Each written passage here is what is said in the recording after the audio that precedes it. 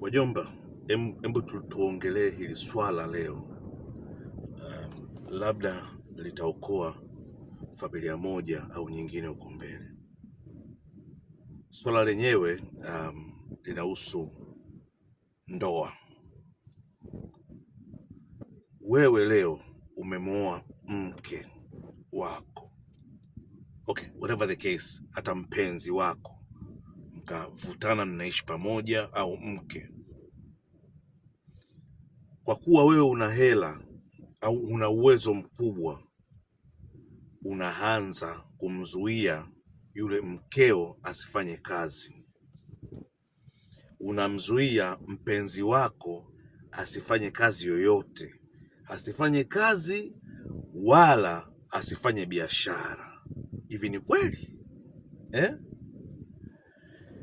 Maisha haya yana leo na kesho.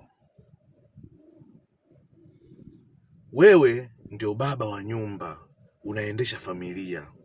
Familia yote inakutegemea wewe, lakini wewe hautaki kumrithisha mtu mwingine kuweza kusimama pale kama baba mwenye nyumba. Na mtu mwingine mwenye umri mkubwa baada yako wewe ni mkeo au mpenzi wako.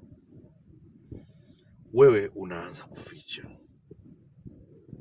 hutaki afanye biashara, hutaki afanye chochote, hajifunze chochote.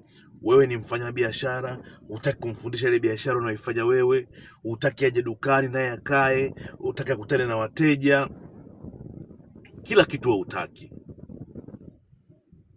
Je, bahati mbaya Mungu ameamua kukutwaa au kukuchukua, umefariki, tumezika, unafikiri pale nyumbani utakuwa umemwacha baba wa nyumba wa aina gani? Utamwacha baba wa nyumba wa aina gani ambaye badala ya kukopi ile staili yako ya kuendesha familia, wewe umeificha kwake, umekuwa mchoyo, umeificha ile style. Je, unategemea ataiendesha vipi familia? Kuna kitu hapo. Kama una akili utajifunza kitu. Ivan the Don, ni follow kama moja, ni follow, subscribe kama moja, subscribe, share na wengine nao wajifunze. Bye bye.